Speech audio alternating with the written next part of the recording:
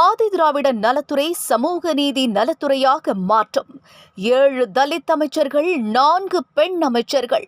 இளைஞர் பட்டாளத்துடன் களமிறங்கும் முதலமைச்சர் விஜய். தமிழக அமைச்சரவையில் இன்று புதிதாக 2 அமைச்சர்கள் பதவியேற்றனர். இந்திய யூனியன் முஸ்லீம் லீக் கட்சியைச் சேர்ந்த ஷாஜகான் மற்றும் விசிகாவை சேர்ந்த வன்னியரசு ஆகியோர் பதவியேற்றுக் கொண்டனர். இவர்களின் ஷாஜகானுக்கு சிறுபான்மையினர் நலத்துறை ஒதுக்கப்பட்டுள்ளது. வன்னியரசுக்கு ஆதி திராவிட நலத்துறை, ஆதி திராவிடர் மற்றும் பழங்குடியினர் நலத்துறை ஒதுக்கப்பட்டது. இந்த துறைதான் தற்பொழுது சமூக நீதி நலத்துறை என்று மாற்றப்பட்டுள்ளது. இதை பல்வேறு தரப்பினரும் வரவேற்றுள்ளனர். அது மட்டுமல்லாமல் AI எனப்படும் செயற்கை நுண்ணறிவு தொழில்நுட்பத்திற்காக தனி துறை ஒதுக்கப்பட்டு அதற்கு அமைச்சர் நியமிக்கப்பட்டுள்ளார்.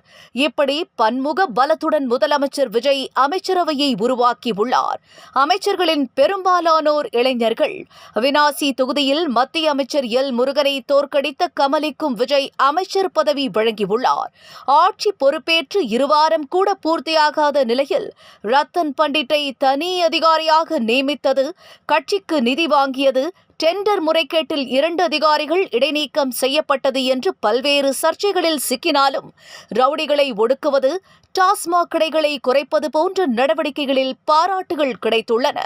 2 வாரங்கள் கூட ஆகவில்லையே, பொறுத்திருந்துதான் பார்க்க வேண்டும் என்றும் சிலர் கூறி வருகின்றனர்.